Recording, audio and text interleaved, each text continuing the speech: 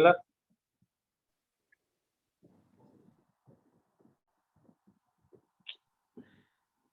Sir comparison of strength of bond होता है, उसमें सिग्मा बॉन्ड तक होता है।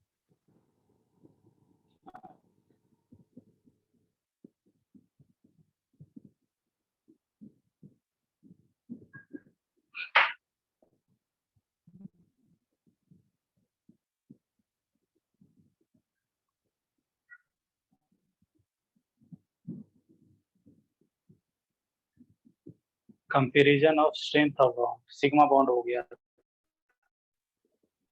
हम लोग यही टॉपिक कर रहे थे, that is the comparison of bond strength, ऐसा ही कुछ था। इसमें से हम लोग सिग्मा बॉन्ड कर लिए थे। सिग्मा बॉन्ड के केस में कैसे हम लोग बॉन्ड स्ट्रेंथ का कंपैरिजन करते हैं, आई थिंक तो ये क्वेश्चन आपको करा दिया गया था। HF, HCl, HBr और HI, इससे रिलेटेड हम लोग बात किया थी। दूसरा ये A है, B में ये ध्यान रखिएगा, जैसे ये फ्लोरीन, क्लोरीन, ब्रोमीन और आयोडीन है। फ्लोरीन, क्लोरीन, ब्रोमीन और आयोडीन है। तो फ्लोरीन में भी आपको पता है कि SF बॉन्ड होता है, Cl बॉन्ड होता है, Br बॉन्ड होता है और I बॉन्ड होता है। अगर ओवरलैपिंग की बात करें, तो ये कैसा ओवरलैपिंग होगा? 2p 2p ओवरलैपिंग होगा ना।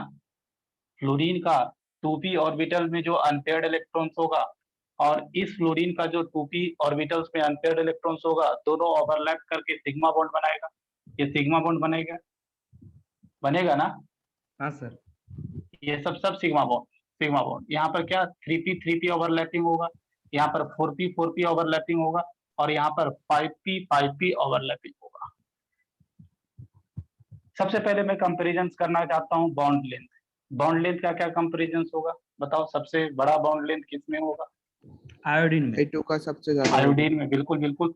5p बड़ा सा ऑर्बिटल्स है, दूसरा 5p भी बड़ा सा ऑर्बिटल्स है, तो इसमें जो बॉन्ड लेंथ होगा बड़ा होगा। तो ऐसे कर सकते हैं, ब्रोमीन, आयोडीन और क्लोरीन और फ्लोरीन। यहाँ पर ध्यान रखिए बॉन्ड स्ट्रेंथ का कंपैरिजन, बॉन्ड स्ट्रेंथ या बॉन्ड स्ट्रेंथ का कंपैरिजन, बॉन्ड स्टेबिलिटी का कंपैरिजन क्या होगा बताओ? Chlorine, bromine, chlorine, iodine. Chlorine, bromine और आयोडीन। एक चीज ध्यान रखना, ये हम लोग ऐसा एक्सपेक्ट करते हैं, एक्सपेक्टेड ऑर्डर है। नहीं sir, chlorine, fluorine, bromine, iodine. Chlorine chlorine, iodine, ये ऐसा ऑर्डर है, ये एक्सपेक्टेड ऑर्डर है। हम लोग ऐसा सोचते हैं कि ऐसा होगा, but actually it is not true. True order क्या है ये ध्यान रखिएगा। बॉन्ड स्ट्रेंथ का जो एक्चुअल ऑर्डर है दैट वन इज क्लोरीन, फिर ब्रोमीन और फिर उसके बाद फ्लोरीन आता है और फिर lastly iodine. This one is the actual and experimental order. ये चीज आपको ध्यान रखना है। अब ये क्वेश्चन होती है कि अब ये फ्लोरीन में बॉन्ड स्ट्रेंथ कम क्यों हो गया, ये भी क्वेश्चन हो सकती है ना। इसको तो ये सबसे शुरू में होना चाहिए, तो यहाँ पर ये क्यों आ गया? हाँ, यहाँ पर रीजन होता है कि हम लोग जानते हैं कि फ्लोरीन का स्मॉलर साइज होता है, और इसके ऊपर 3 लोन पेयर है। यहाँ पर देखो ना, फ्लोरीन के केस में क्या है? फ्लोरीन के केस में 3 लोन पेयर है, 3 लोन पेयर है। तो स्मॉलर साइज और स्मॉलर बॉन्ड लेंथ होने के कारण there is more lone pair repulsion of this fluorine atoms. इसलिए क्या होता है, ये बॉन्ड आसानी से टूटना चाहता है, तो इसलिए फ्लोरीन का जो बॉन्ड स्ट्रेंथ होता है कम हो जाता है। तो इसको पहले लिखो, उसके बाद रीजन लिखा देता हूँ, क्या रीजन है सर? ये आपने करा दिया था। ये हो गया था? लिखा दिया था। हाँ सर। अच्छा, रीजन लिखा दिया था। अच्छा, हाँ। तो बोलना चाहिए ना यार। रुक जाओ, एक और उसके बाद अगला। यहाँ पर ये तीसरा ध्यान रखना, ये भी इंपॉर्टेंट है, दैट वन इज, देखो ये ध्यान रखना कि जैसे ये NN बॉन्ड है और ये PP बॉन्ड है। इन दोनों में बॉन्ड स्ट्रेंथ कितना ज्यादा होगा? NN का किसका? NN का होना चाहिए। स्मॉलर साइज है, स्मॉलर साइज है तो ऑब्वियसली यहाँ पर ओवरलैपिंग का जो होगा, क्या ओवरलैपिंग अच्छी तरह से होगा, इसलिए ज्यादा होगा। NN बॉन्ड का बॉन्ड स्ट्रेंथ ज्यादा होना चाहिए, ज्यादा होना चाहिए। यहाँ पर थोड़ा सा एक चीज मैं यहाँ पर करना चाहता हूँ, रुक जाओ, ये ऐसा करना चाहता हूँ यार, रुक जाओ, 3 बॉन्ड तो बनाएगा ही। एक बॉन्ड पेयर होगा। तो यहाँ पर ध्यान रखिए, एक्चुअल जो ऑर्डर है ना ऐसा है, पीपी बॉन्ड हमेशा स्ट्रॉन्गर होता है as compare to NN bond. Same logic, logic क्या है? Due to smaller size of nitrogen, due to smaller size of nitrogen there is more electron pair repulsion, there is more lone pair repulsion, इसलिए NN bond are weaker than that of PP bond. Phosphorus का तो बड़ा size है, bond length भी बड़ा है, तो इसलिए ये क्या है, ये हाँ क्या इसमें तो एक लोन पेयर है, एक लोन पेयर में उतना रिपल्सन हाँ होगा। होता है एक्सपेरिमेंटल। ये आपको जैसे अभी फ्लोरीन फ्लोरीन के केस में बताया ना, तो इसमें भी ध्यान रखना है। NN बॉन्ड और PP बॉन्ड में PP बॉन्ड हमेशा स्ट्रॉन्गर होता है as compare to NN bond, समझा?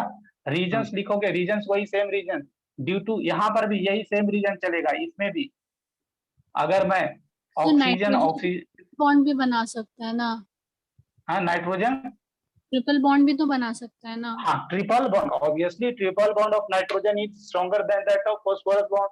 फॉस्फोरस तो कभी ट्रिपल बॉन्ड बनाता भी नहीं है, इसलिए हाँ, फॉस्फोरस आपको पता है कि P4 फॉर्म में एग्जिस्ट करता है, P4 फॉर्म में एग्जिस्ट करता है। ये क्वेश्चन भी पूछते हैं एग्जाम में कि why nitrogen exist as N2 but phosphorus exist as P4, ये क्वेश्चन भी रहता है एग्जाम में, समझे?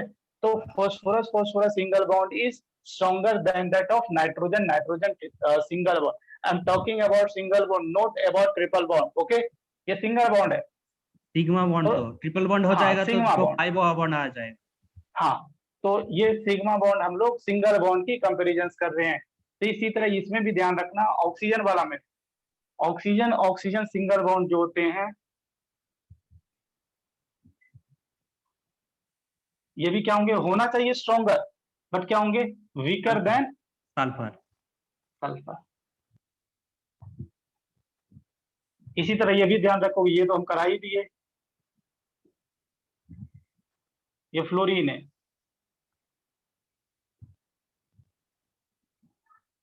और ये क्लोरीन है, तो इसमें भी ध्यान रखोगे। हाँ चलो तो सर। ये लिख लो, ये भी वही लॉजिक सेम है सबका, due to smaller size of nitrogen oxygen and fluorine there is more lone pair repulsion, that's why these bonds are weaker than the at of these all bonds.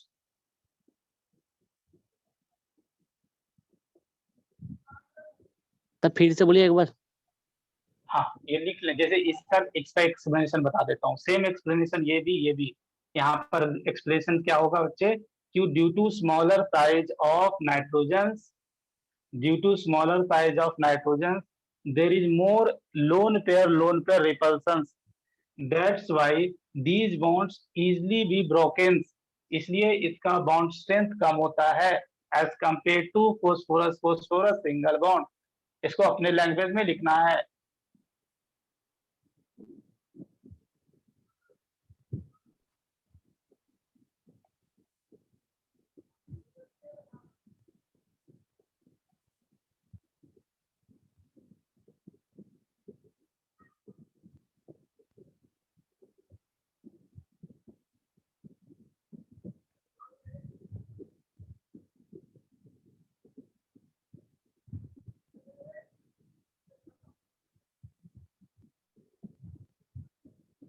हो गया? हाँ सर। उसके बाद pi bond की थोड़ा सा बात कर लेते हैं। ये सिग्मा बॉन्ड हो गया, अब थोड़ा पाई बॉन्ड की बात करते हैं।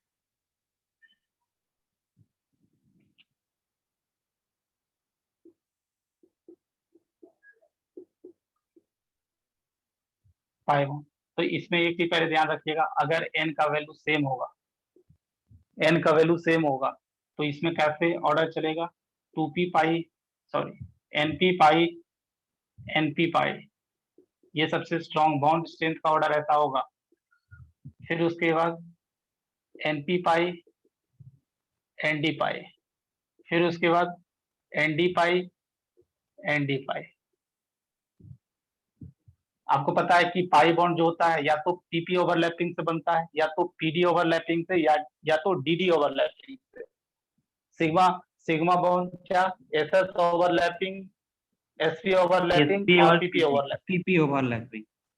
हाँ, इसी तरह दूसरा ये भी ध्यान रखना है, अगर n डिफरेंट है, अगर इन n का वैल्यू डिफरेंट है, तो ये बात ध्यान रखना है, जितना n का वैल्यू छोटा होगा उतना ही बॉन्ड स्ट्रेंथ ज्यादा होगा। तो स्मॉलर लिख लेना इसमें, smaller the value of n, smaller is the value of n, smaller is the value of n, comma, greater will be its bond strength, greater will be the its bond strength, greater will be its bond strength, smaller will be the value of n, greater will be its bond strength. So smaller is the value of Smaller is the value of n, smaller is the value of n, greater will be its bond strength. Smaller is the value of n, greater will be its bond strength. चलो उसके बाद एक question जैसे लिखना है, जो बता bond strength का कंपैरिजन करना है, 2p पाई है, यहाँ पर इसको 1 बोल देते हैं, एक 2p पाई है और एक 3p पाई है, एक आपका 3p पाई है और 3d पाई है, एक इसका आपका 3p पाई है, 3p पाई है, 3d पाई है और 3d पाई है।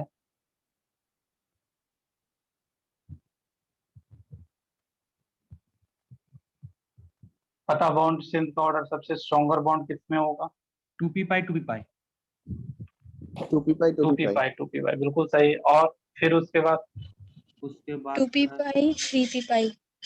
हाँ, 2p पाई 3p पाई। आपको पता है ना, पीपी ओवरलैपिंग का स्ट्रेंथ हमेशा ज्यादा होता है क्योंकि इसमें पेनिट्रेशन ज्यादा होता है, बताया हूँ पेनिट्रेशन ज्यादा होता है, इसमें इसके एक्सटेंट ऑफ ओवरलैपिंग ज्यादा होगा, तो ऑब्वियसली 2 होगा। फिर उसके बाद बताओ, उसके बाद सर 3p पाई 3p पाई 3p पाई 3p पाई 3p पाई 3p पाई, हाँ 3p पाई 3p पाई। फिर उसके बाद ये, हाँ, और फिर उसके बाद 3d पाई 3d पाई। हाँ, तो ये this is the order of bond strength. Sir वो सर हाँ। 2 और 4 में 2 ही क्यों होगा, 4 भी तो 4 में तो 3। रुको, 2 और 4 में ना n का वैल्यू देखो ना यार, n का वैल्यू यहाँ पर छोटा है ना, ओके सर, यहाँ पर n का वैल्यू बड़ा है। बट वो दोनों तो सेम है ना, सेम में तो पेनिट्रेशन ज्यादा नहीं होगा। किसमें 3 और 3 में ये वाला उस 2 और 3 में, ये 2p पाई है और ये 3p पाई है। हम बोला ना कि n का वैल्यू जितना छोटा होगा, greater will be the penetration, higher will be the bond strength. हाँ सर, अगर तो n इसमें सेम ये- होगा फिर पेनिट्रेशन ज्यादा नहीं होगा। अगर n सेम होगा, इसका n हाँ, इसका तो n n कहाँ सेम। सेम है, इसमें 3p पाई है ना, ये हाँ, क्या है 2p पाई 3p पाई है, हाँ। ये कॉमन है, ये चीज कॉमन है, ठीक। अब यहाँ हाँ। पर 2p पाई है और ये 3p पाई है, तो बताओ किसका साइज छोटा होगा, किसका साइज छोटा होगा, 2p 2p पाई का। 2p ऑर्बिटल्स का या 3p ऑर्बिटल्स का? 2p का 2p का। अगर 2p ऑर्बिटल्स अगर छोटा होगा तो इसमें एक्सटेंट ऑफ ओवरलैपिंग ज्यादा होगा, हाँ सर, तो इसलिए 2 होगा। फिर उसके बाद मतलब 4th आएगा। चलो उसके बाद आगे बढ़ते हैं। उसके बाद लिखिए next one, that one is applications of valence bond theory, application of valence bond theory, applications of valence bond theory.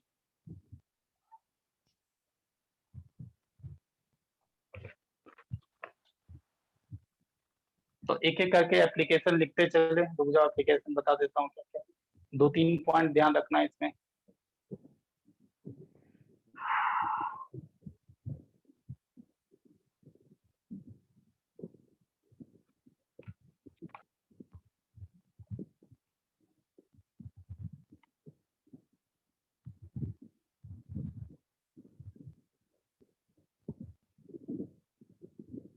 पहला लिख लीजिएगा, comparison of bond length and bond strength, comparison of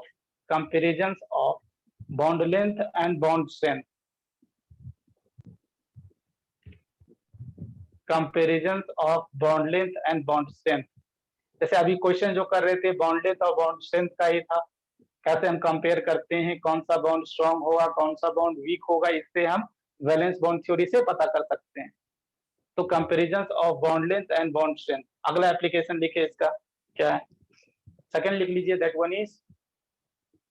one is orbital diagram.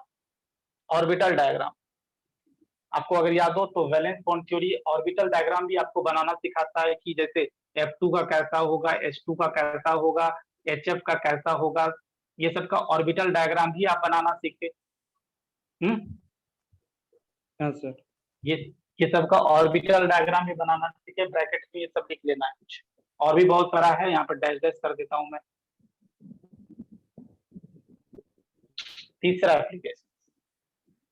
Application है, ये 2 application लिख लीजिए। तीसरा application is that existence और non existence of molecules, existence और non existence of molecules, existence और non existence of molecules, existence और non existence of molecules. इसमें एक एक करके क्वेश्चन जैसे पूछते हैं, इसको ध्यान रखिएगा। पहला इस तरह का क्वेश्चन पूछते हैं, इसमें ए दीजिएगा, जैसे नाइट्रोजन, ये क्वेश्चन पूछा जाता है, nitrogen exist as N2 but phosphorus exist as P4, why? तो क्वेश्चन लिख लेना है, nitrogen exist as N2, nitrogen exist as N2 but phosphorus exists as P4 molecules, why? ये क्वेश्चन है।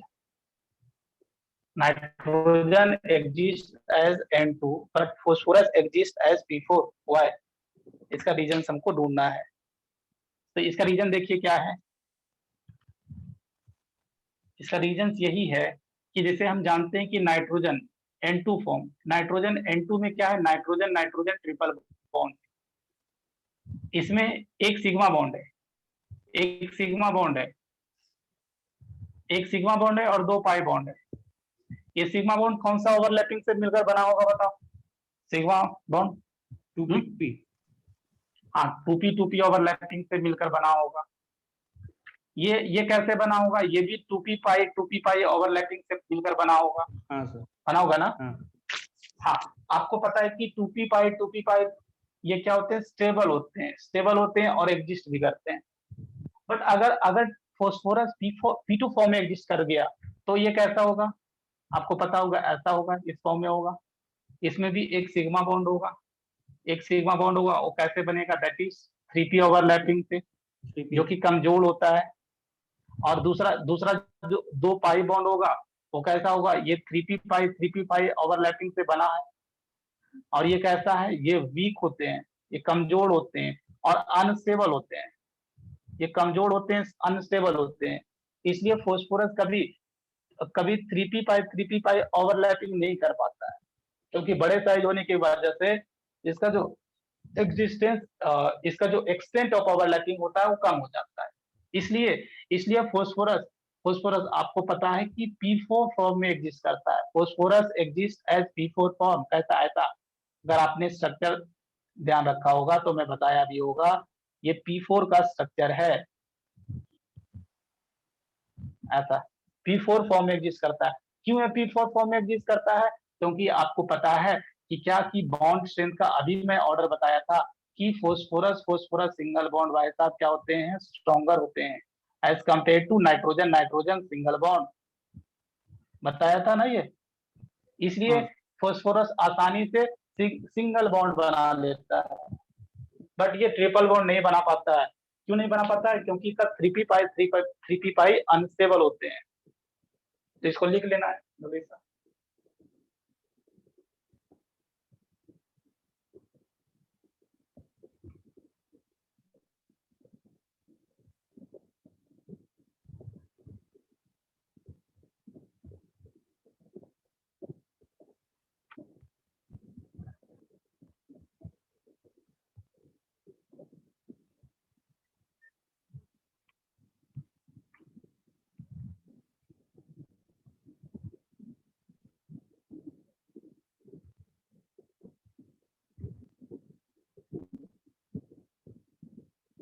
हो गया?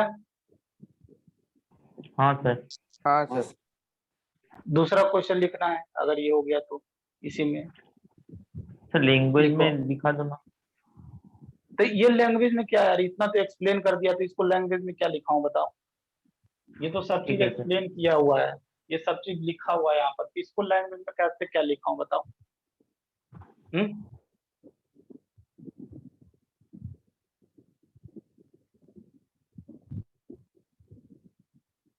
दूसरा लिखना, oxygen exist as O2, oxygen exist as O2, oxygen exist as O2 but sulphur exist as S8 form, S8 form,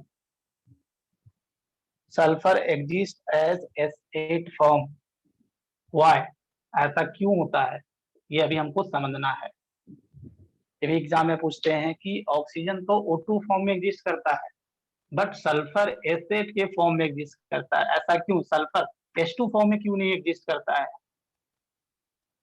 ये तो इसको, इसके लिए ध्यान रखना रीजन क्या। अगर मैं O2 को देखूं, ऑक्सीजन को देखूं, तो ऑक्सीजन ऑक्सीजन क्या होगा, ये डबल बॉन्ड होता है, हमको पता है ऐसा होता है। इसमें एक सिग्मा बॉन्ड है और एक पाई बॉन्ड है। एक सिग्मा बॉन्ड कैसे बना होगा, तो ये 2p ओवरलैपिंग से बना होगा। पाई बॉन्ड कैसे बना होगा, पाई बॉन्ड कैसे बना होगा, ये भी आपका 2p पाई ओवरलैपिंग से बना होगा, जो कि स्टेबल होते हैं, स्ट्रॉन्ग होते हैं। बट अगर मान लो कि ऑक्सीजन के जैसा सल्फर भी S2 फॉर्म में एग्जिस्ट किया, S2 फॉर्म में एग्जिस्ट किया, तो क्या होगा, सल्फर बॉन्ड आ जाएगा ऐसा। इसमें भी एक सिग्मा बॉन्ड होगा और एक पाई बॉन्ड होगा। सिग्मा बॉन्ड कैसे बनेगा, 3p ओवरलैपिंग से बनेगा। पाई बॉन्ड कैसे बनेगा, ये भी आपका 3p पाई ओवरलैपिंग से बनेगा, जो कि क्या होते हैं, अनस्टेबल होते हैं और कमजोर होते हैं। इसलिए 3p पाई ये टूट जाते हैं आसानी से, और इसलिए सल्फर S2 के फॉर्म में एग्जिस्ट नहीं करता है। Sulphur do not exist as S2 form. यहाँ पर क्या लिख देना, इसीलिए क्या, sulphur do not exist as S2। But sulphur कौन सा फॉर्म में एग्जिस्ट करता है, एसिड फॉर्म में। क्यों एग्जिस्ट करता है एसिड फॉर्म में? एसिड फॉर्म का स्ट्रक्चर आपको बनाने आना चाहिए, एग्जाम में ये भी पूछते हैं। ये ऐसा होता है, क्राउन फॉर्म होता है। ये क्राउन, राजा महाराजा का क्राउन जैसे होता था ना, उसी फॉर्म में ये एग्जिस्ट करता है। ये एसिड है, इसको हम लोग क्या बोलते हैं, ये this one is crown, crown shaped structure, crown shaped structure, या इसको एक और बोलते हैं, इसको पकर्ड स्ट्रक्चर बोलते हैं, पकर्ड शेप स्ट्रक्चर। ये एसेट फॉर्म में क्यों ऐसा एग्जिस्ट करता है, क्योंकि इसका रीजन क्या है, क्योंकि हम जानते हैं बॉन्ड स्टेबिलिटी का अभी आपने पढ़ा है कि सल्फर सल्फर सिंगल बॉन्ड जो होता है, sulphur single bond is stronger than O single bond. अब ये थोड़ा देर पहले ही रीजन बताया था मैं आपको, इसलिए सल्फर सिंगल बॉन्ड बनाना प्रेफर करते हैं as compare to double bond. Sir हाँ सर वो सर 1 सिग्मा जो बॉन्ड फॉर्म हुआ है उसको सर 3p कैसे करे वो एक बार बता दो। ये वाला, हाँ ये वाला, हाँ अरे यार देखो सल्फर का कॉन्फ़िगरेशन देखता है ना, सल्फर का कॉन्फ़िगरेशन कैसे होता है देखो, कि 16 है तो दैट इज नियॉन 3s2, हाँ सर 3s2 और 3p बताओ, 3p क्या 3p4 2 या 4?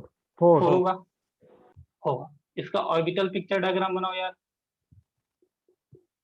और ये 3p है देखो 4 इलेक्ट्रॉन्स, 3d तो होता नहीं, हाँ 3d भी होता है, तो इसमें देखो 4 इलेक्ट्रॉन ऐसा है। तो अभी क्या किया, जब इसको फर्स्ट एक्साइटेड स्टेट में लेकर जाओगे यार तो क्या होगा बताओ, ये जो 2p का एक इलेक्ट्रॉन है वो 3d में वो चला 3D जाएगा, में जाएगा और 3s 3d का में चला इलेक्ट्रॉन जाएगा। 3p में बट जाएगा। बट अभी देखो ना, अभी जरूरत ही नहीं है यार, अभी देखो इसको दो डबल बॉन्ड बनाना है, ठीक, ऐसा समझो। देखो हाँ ये सर वाला जो एक अनपेयर्ड इलेक्ट्रॉन है ना, ये जो अनपेयर्ड इलेक्ट्रॉन है 2p में जो अनपेयर्ड इलेक्ट्रॉन है, दूसरे सल्फर के जो 3p में अनपेयर्ड इलेक्ट्रॉन है उससे ओवरलैपिंग करके सिग्मा बॉन्ड बना लेगा, समझ रहा है। हाँ सर और एक एक देखो एक अनपेयर्ड इलेक्ट्रॉन और है, और दूसरा सल्फर के भी पास 3p में एक अनपेयर्ड इलेक्ट्रॉन है, तो उसके साथ ओवरलैपिंग करके क्या बना लेगा बताओ, पाई बॉन्ड, हाँ समझ रहा है। हाँ तो सर इसलिए बोला क्या, एक सिग्मा बॉन्ड बना है कैसे, 3p ओवरलैपिंग करके, 3p ओवरलैपिंग करके। पाई बॉन्ड कैसे बना है, 3p ओवरलैपिंग करके, 3p पाई 3p पाई। अब समझ में आ गया। हाँ सर समझ गया।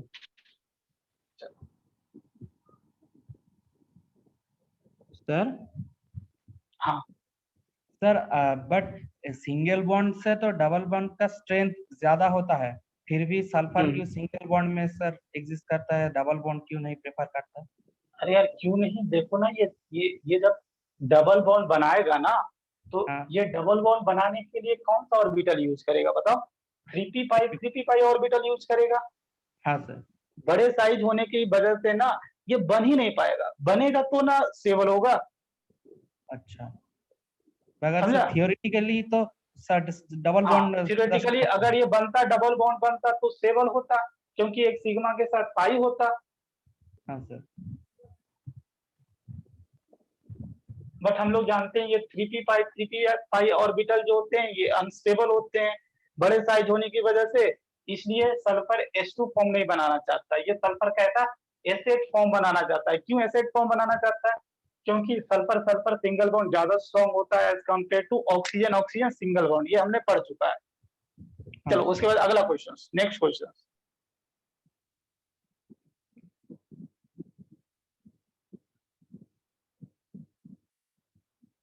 लिखिए, PCl5 exist, PCl5 exist but NCl5 do not exist।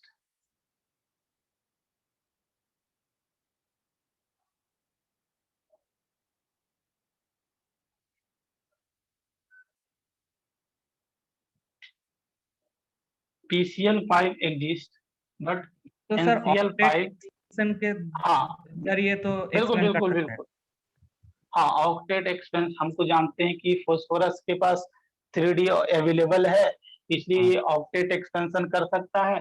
But nitrogen के पास 3d, नाइट्रोजन के पास वैकेंट डी ऑर्बिटल्स नहीं होता है, क्योंकि nitrogen belongs to second period, इसलिए इनका ऑक्टेट एक्सपेंशन नहीं हो सकता, इसलिए कभी 5 बॉन्ड नहीं बनाएगा।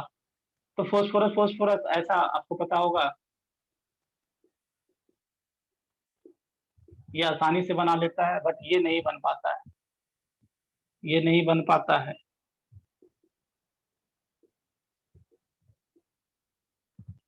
ये एग्जिस्ट नहीं कर पाता है, क्यों नहीं, रीजंस लिखना है, ड्यू टू, अगर ये लिख लिए नहीं तो अपने से भी लैंग्वेज लिख सकते हो। सर हाँ सर वो PCl5 और NCl5 एक बार फिर से बता दीजिए, मेरे हाँ नेटवर्क की फिर से वजह से पहले आपको ये बना लो सुना फिर नहीं। बताता हूँ। ये एग्जिस्ट करता है बट ये नहीं करता है, क्योंकि ये लिख लीजिएगा as nitrogen belongs to second period, so and second period, and they do not have vacant d orbitals, so they cannot expand its octet। यहाँ पर देखो 5 बॉन्ड बनाने के लिए इसके पास टोटल कितना इलेक्ट्रॉन्स हो गया, 10 इलेक्ट्रॉन। और हम लोग जानते हैं कि नाइट्रोजन सेकंड पीरियड का एलिमेंट है, इसलिए ये कभी भी ऑक्टेट एक्सपेंशन नहीं कर सकता है। क्यों नहीं कर सकता है? क्योंकि इनके पास वैकेंट डी ऑर्बिटल्स नहीं होता है। But phosphorus belongs to third and higher period, it has vacant D orbitals, so it can easily expand their octet। इसलिए NCl5 एग्जिस्ट नहीं करता है बट PCl5 एग्जिस्ट करता है, PCl5 एग्जिस्ट करता है।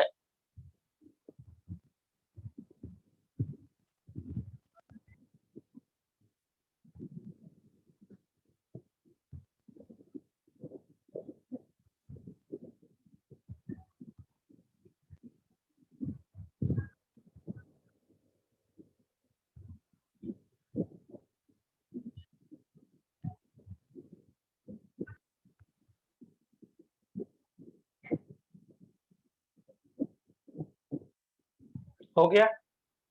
हाँ सर। हाँ सर। उसके बाद अगला क्वेश्चन लिखना है।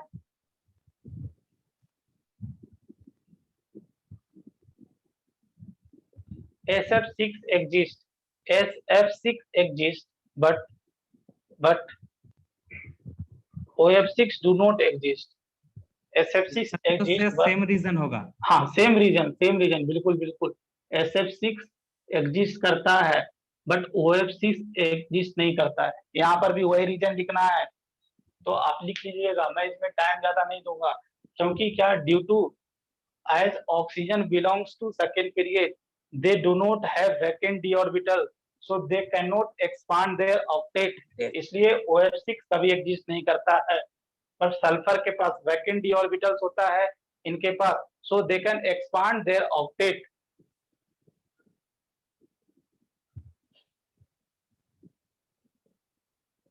उसके बाद आगे बढ़ते हैं। तो ये सब जो छोटे मोटे क्वेश्चंस है, इसका भी एक्सप्लेनेशन क्या होता है, वैलेंस बॉन्ड थ्योरी आसानी से दे देता है।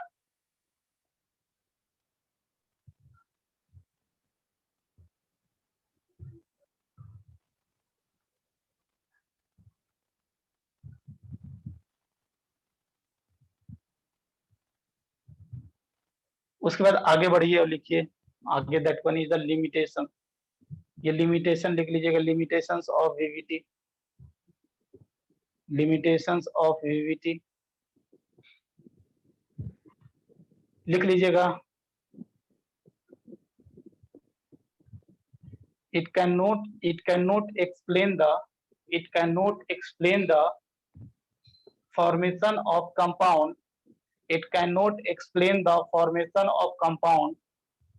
containing more than one central atom, So it cannot explain the formation of compound containing more than one central atom, जैसे आपको पता है, जैसे एग्जाम्पल के रूप में बता रहा हूं, जैसे एग्जाम्पल C2H6, इसमें एक से ज्यादा सेंट्रल एटम। ये जो था ना, ये वैलेंस बॉन्ड थ्योरी, ये सब सिंपल एटम्स था, सिंपल F2 हो गया, Cl2 हो गया, HF हो गया, ये सब का फॉर्मेशन के बारे में आसानी से बता दिया। बट ऐसे कंपाउंड जिनके अंदर एक से ज्यादा सेंट्रल एटम थे, उनका फॉर्मेशन के बारे में ये नहीं बता पाया। जैसे इसके अंदर देखोगे, इसका स्ट्रक्चर बनाओगे तो ये ऐसा कुछ होगा। इसके अंदर 2 सेंट्रल एटम्स है, 2 कार्बन सेंट्रल एटम्स है, इसका अगर 3 हाइड्रोजन है, ऐसा कुछ।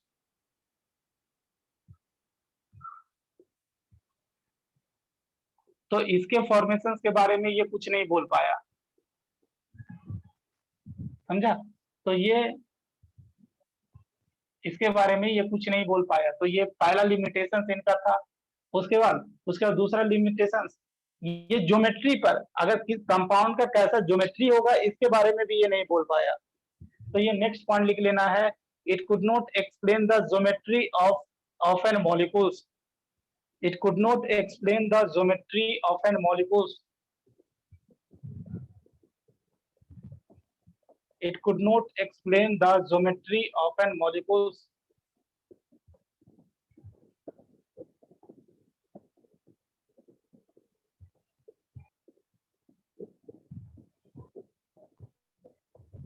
ज्योमेट्री के बारे में कुछ नहीं बता पाया कि कौन सा कंपाउंड का ज्योमेट्री क्या होगा, सो ऑन। इसी तरह तीसरा लिख लेना है, तीसरा point, it could not explain the paramagnetic behaviour of O2 according to valence bond theory O2 diamagnetic है। O2 एक डायमैग्नेटिक है, इसके पास कोई अनपेयर्ड इलेक्ट्रॉन्स नहीं है, बट एक्चुअली एक्सपेरिमेंटली ऐसा देखा गया कि क्या कि ये जो O2 है ना, O2 पैरामैग्नेटिक नेचर्स का है, इसके अंदर अनपेयर्ड इलेक्ट्रॉन्स होते हैं। तो इनके बारे में इस थ्योरी से हम नहीं समझ सकते हैं कि क्यों O2 जो है ना, O2 पैरामैग्नेटिक नेचर्स के। कोई बताएगा कौन सा थ्योरी ये बताता है कि O2 पैरामैग्नेटिक नेचर्स का है? कौन सा थ्योरी एक्सप्लेन कर पाता है?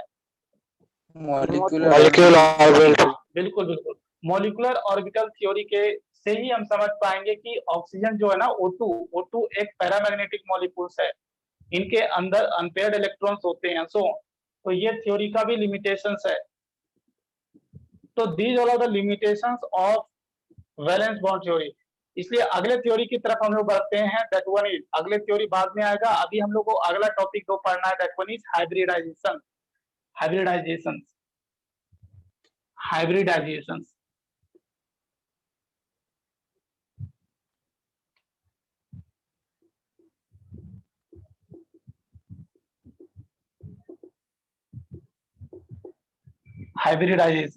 तो इसको लिख लीजिएगा, it is a process of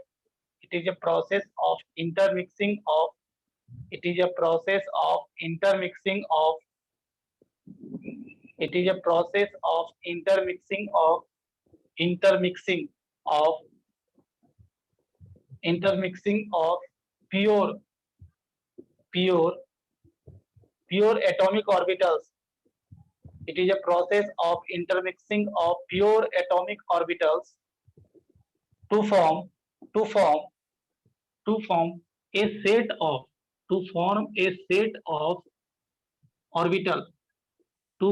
a set of orbitals, bracket में लिख लेना है, इसको हम हाइब्रिड ऑर्बिटल्स बुलाते हैं।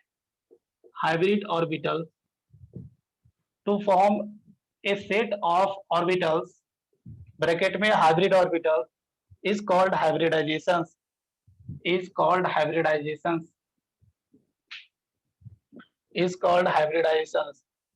So hybridization is what?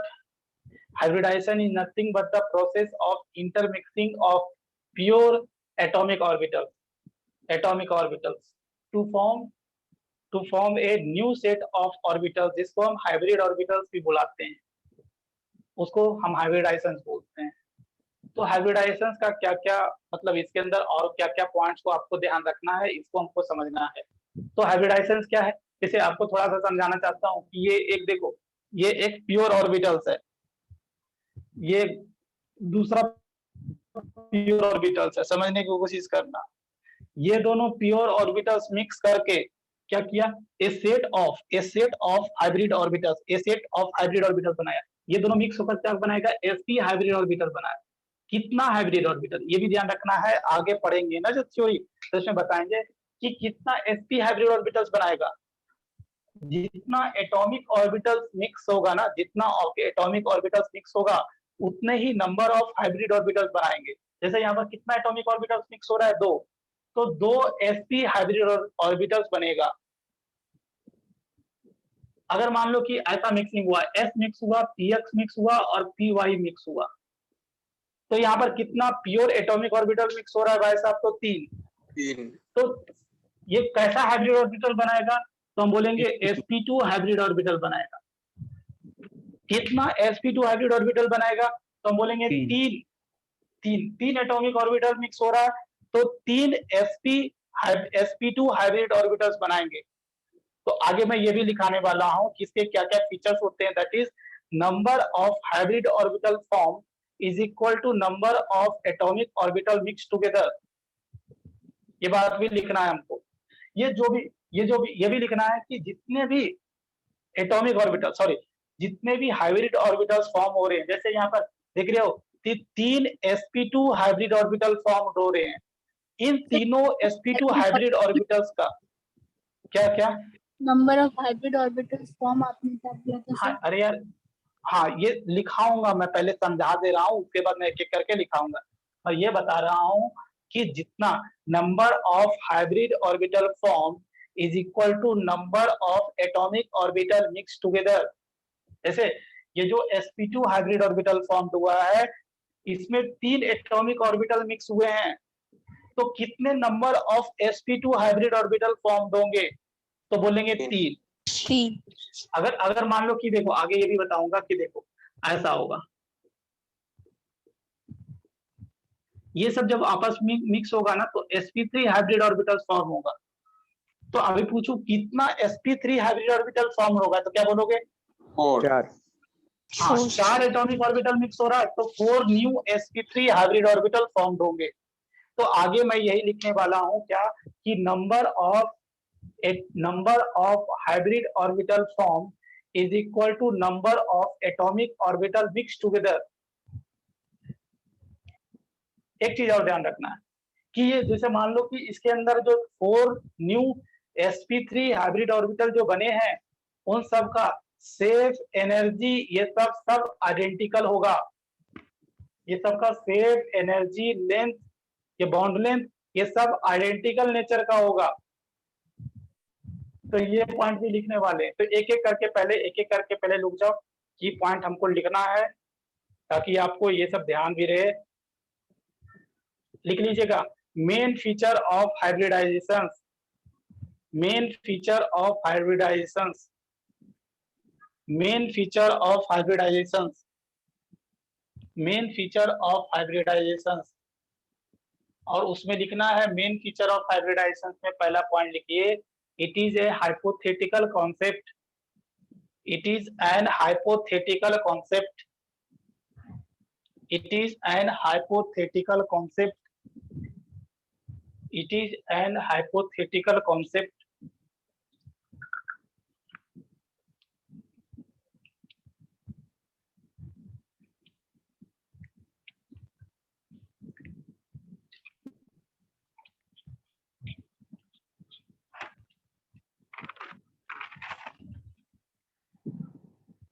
दूसरा पॉइंट लिख लेना है, number of hybrid orbital form, number of hybrid orbital formed is equal to the number of hybrid orbital formed is equal to the number of atomic orbital mixed together. Number of hybrid orbital formed is equal to the number of atomic orbital mixed together.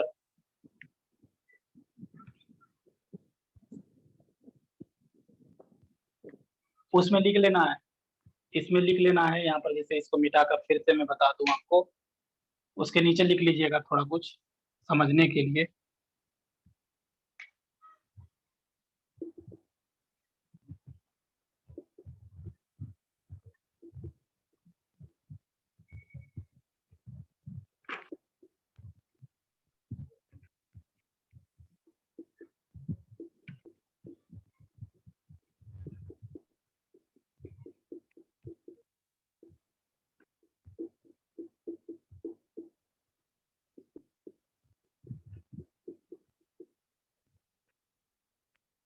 और इस पे बात पर चर्चा करेंगे, क्योंकि exam में ये भी पूछते हैं कि ये जो हाइब्रिड ऑर्बिटल बनता है उसमें कौन कौन सा एटॉमिक ऑर्बिटल मिक्स्ड हो रहा है, तो उसको आगे मैं कवर करूंगा, अभी आप इसको थोड़ा सा समझ लीजिए।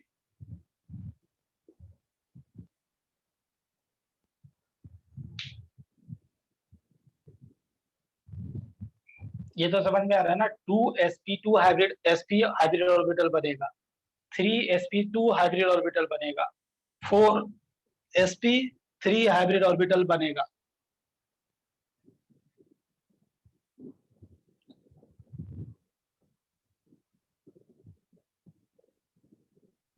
उसके बाद अगला पॉइंट लिखना है, अगला पॉइंट ये लिख लिया तो अगला पॉइंट लिखिए, तो लिखिए hybrid orbitals are equivalent in hybrid orbitals are equivalent in phase, size and energy. Hybrid orbitals are equivalent means identical in shape, size and energy. अगला पॉइंट लिखना है, नेक्स्ट पॉइंट। मतलब क्या बोलना चाहता हूं यहाँ पर समझ लो ना, कि जैसे इसके अंदर दो sp2 sp हाइब्रिड ऑर्बिटल्स बना, तो उन दोनों sp हाइब्रिड ऑर्बिटल्स का शेप, साइज और एनर्जी आइडेंटिकल होगा, इक्विवेलेंट होगा। इसके अंदर जो 3 sp2 हाइब्रिड ऑर्बिटल्स बने हैं, इन सबका शेप, साइज और एनर्जी सब आइडेंटिकल होगा। उसके बाद लिख लीजिएगा next point, only those orbitals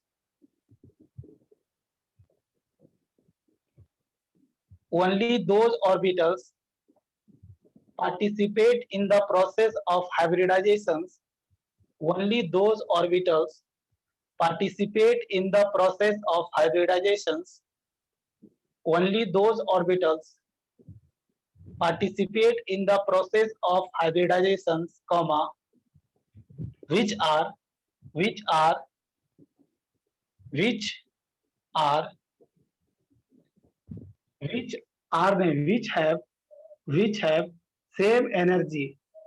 have same energy, or nearly same energy, which have same energy or nearly same energy, which have same energy or nearly same energy, that is आगे continue करो, that is orbitals of same shell,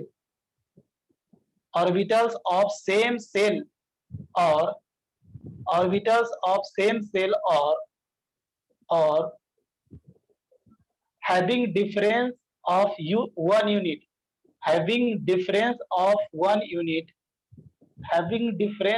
one unit, will participate in process of hybridizations,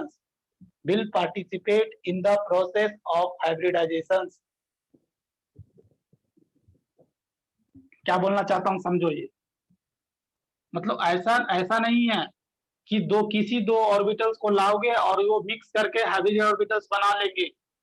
वही दो atomic orbitals mix होंगे और hybrid orbitals बनाएंगे, जिनका energy level same होगा, और या उन सब एटॉमिक ऑर्बिटल्स का एनर्जी में ज्यादा डिफरेंस नहीं होगा, नियरली सेम एनर्जी होगा। अगर देखो जैसे क्या बोलना चाहता हूं कि सेम सेल का होना चाहिए तो आसानी से मिक्स होगा। देखो जैसे 2s का आसानी से मिक्सिंग हो जाएगा 2px से, 2py से, 2pz से, ये सब का आसानी से मिक्सिंग हो जाएगा, क्योंकि इन सब का एनर्जी लेवल सेम है, n का वैल्यू सेम है, तो एनर्जी लेवल लगभग सेम है।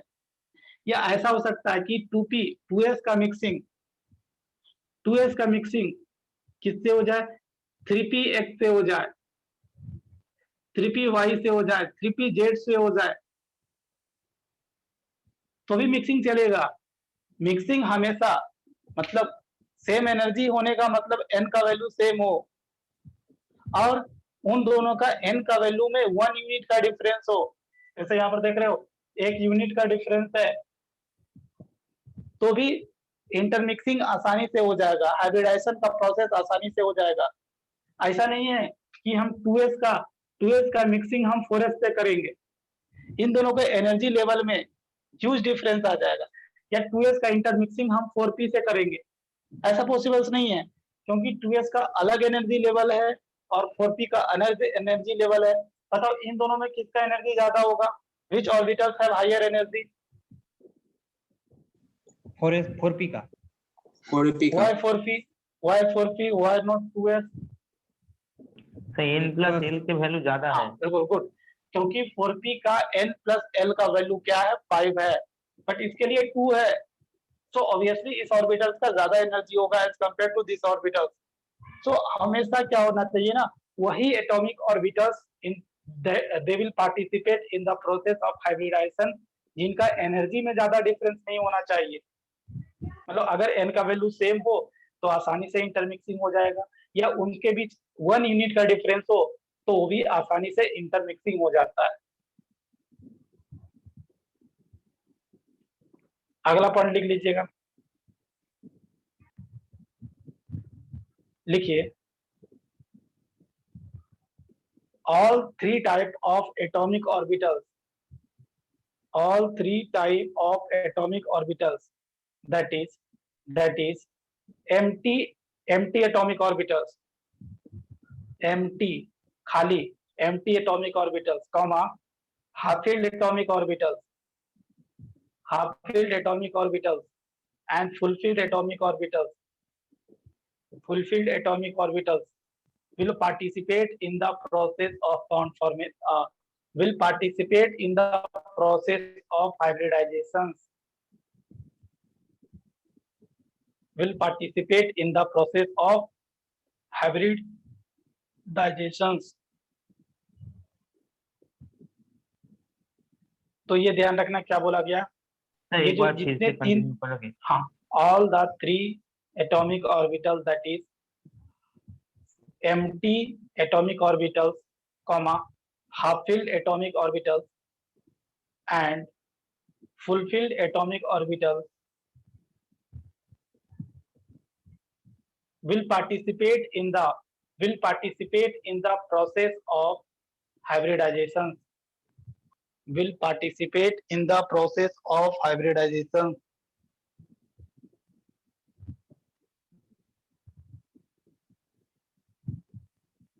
तो ये पॉइंट तो ज्यादा टफ नहीं है, तो चलो आज मैं यहीं पर खत्म कर रहा हूँ, अभी ये पॉइंट खत्म नहीं हुआ है, तो ये सब पहले थ्योरेटिकल पार्ट को हम कवर करेंगे, फिर हम लोग कैसे हाइब्रिडाइजेशन किसी कंपाउंड का निकालते हैं ये सब भी हमको देखना है। चलो मिलते हैं अगले क्लास में, till then thank you everyone.